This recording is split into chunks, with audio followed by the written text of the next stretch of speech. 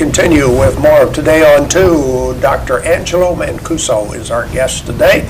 He was with us a few weeks ago, maybe 2-3 months ago. It seems like a couple of months ago, during that primary time. Yeah, and for people who didn't see that interview, let's start with a biography. Give us a little background about yourself.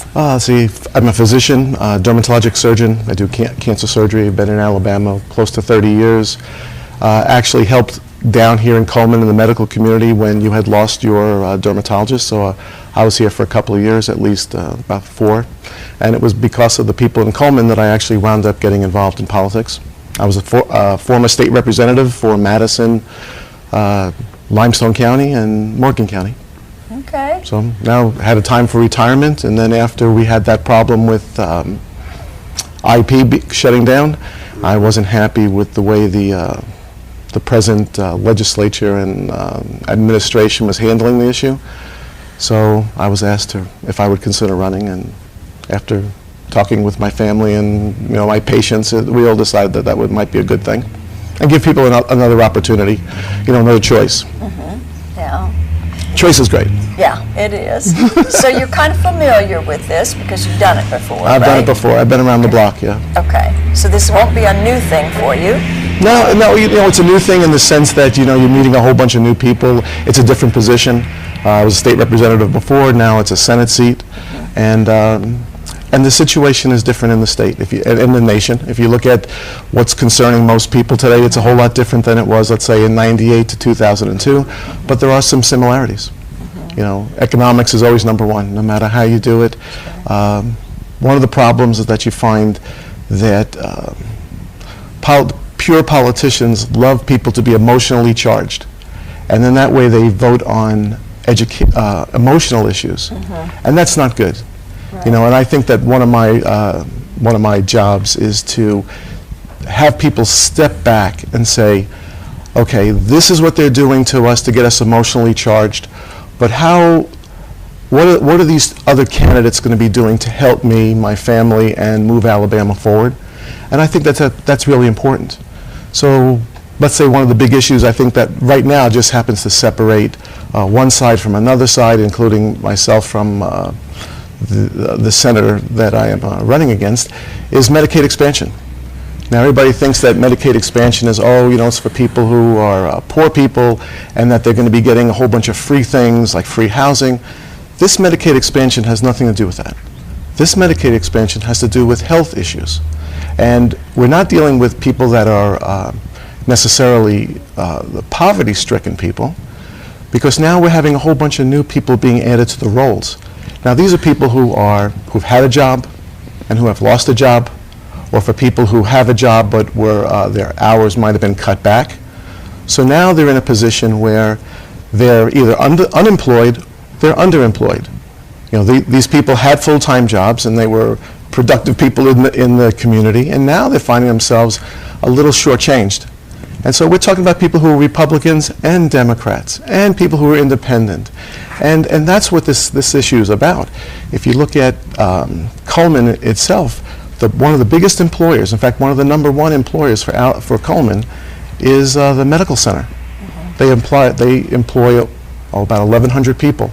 That's the same amount of people that employed IP. Now, you could imagine if that hospital went under.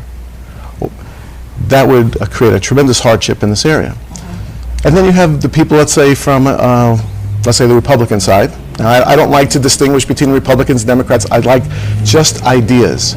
And that's what we should be going with, is just ideas. Now, the hospitals need the extra money, because people have to be treated, whether they have insurance or they don't have insurance. If they present themselves to the hospital has to accept them, and they have to be treated. Now, the hospitals aren't being reimbursed. Having the Medicaid expansion will now kind of ease the pain that these hospitals are going through. In Alabama alone, we have lost 7 hospitals in the last 3 years, and 22 hospitals are on the chopping block. So for an economic reason, that's one thing. Now, for a health reason, that's a whole different ballgame. People need to be treated. There should be a certain standard of care that an average family should have. And then you have another group of people that will say, well, the studies have shown that that it's going to create 300,000 jobs, or 30,000 jobs. I think that's it. 30,000 jobs, but it's supposed to help between 200,000 and 300,000 people in Alabama alone. But let's say it didn't create one job. Let's say it did not create one job.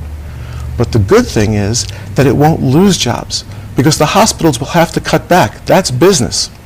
So when you're running a business and now you're accepting people that you're treating, you're using supplies, you're using your staff, your nurses, your doctors, the lab techs, and the equipment.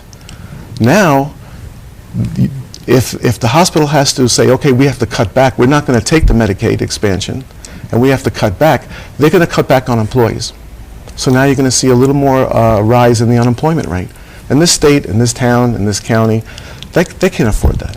I mean, think about it. I want to go back just a little bit, though. Sure. Because you're talking about Medicaid and expanding it to where it incorporates more people. More people have access to it. Right. But Medicaid is a state-funded, whereas Medicare is a federal-funded type program. Is that correct? No. Medicaid and Medicare are both federally funded. Now, what happens is, if you look, there is money that comes from the federal government, and then there is money that is put up by the state. And there's usually a certain percentage. Like right now, to run regular Medicaid, that's for the people who, let's say for housing and food and all these kind of things, you're looking at about a 68% where the federal government gives the money to, let's say, the state. And then the state would have to come up with the other, let's say, what is that, 23%. In this new Medicaid expansion, which I'm for a temporary Medicaid expansion, not, okay, we're accepting it and away we go. There is a trial period where you have 3 years where the federal government pays all the money. The only thing Alabama has to come up with is the administration cost of running that program for those additional people. So, and that's a 90-10. So, at that point, after the 3 years, let's say Alabama said, hey, this is working well for us. They only have to come up with 10%, where now they're coming up with 20-something%. So there's a big difference. But the first 3 years of the Medicaid expansion for health only is free. But what after the 3 years? After the 3 years, well, that's a whole different ballgame. And that's why I say a temporary, because that way we're able to evaluate what the response is and if it's actually beneficial for Alabama, and can Alabama afford this down the road. And we hope that the economy picks up, because Alabama, as you know, is the #1 state where unemployment has the highest numbers. Out of 50 states, we are the #1. We have distinguished ourselves as that, and that's not acceptable. We are higher than the national average. And it seems that we have a high poverty rate in this state.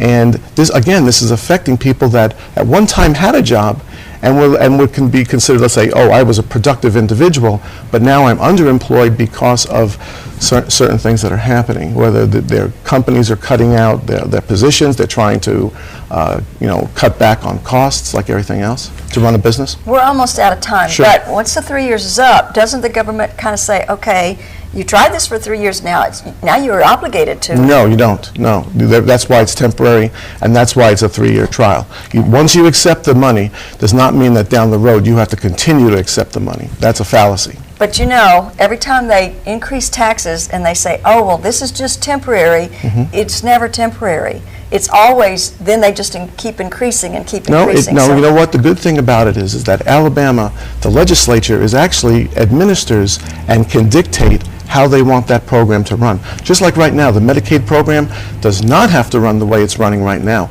It could be run much more efficient. And if you've been following what's going on in Medicaid, there was a doctor that was appointed by Governor Bentley, who then, after a year and 2 months, he resigned. And now there isn't anybody taking that place, and as a result, Alabama had to divide itself into 5 to 6 districts to run how Medicaid is being taken care of. And right now, let's say for the district that involves Cullman, the one who administers over that is Huntsville Hospital. So now you have an outside entity having an effect on what's going on here. And that's not acceptable either. So there's a lot of things that can be done. It just depends if we get a teamwork from both sides to sit down, and it's best to be nonpartisan in this, and say, what's best for Alabama? And again, pilot programs are always the best thing. I don't like sweeping legislation. I think that's probably one of the worst things that could ever happen, is when they pass a rule or they pass a law, why not start as a pilot program? And then you try it in a small area, and then give it time. And if it works, great. Then you can implement it.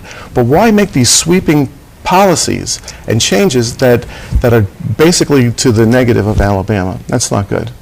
A lot going on, Yes, huh? there is. Yes, Yeah, really. And we have other issues to talk about, but we'll have to do that at another time. That sounds great. We can keep moving on. I got plenty. All right, thank you. Thank you very much. We'll be back with more right after this.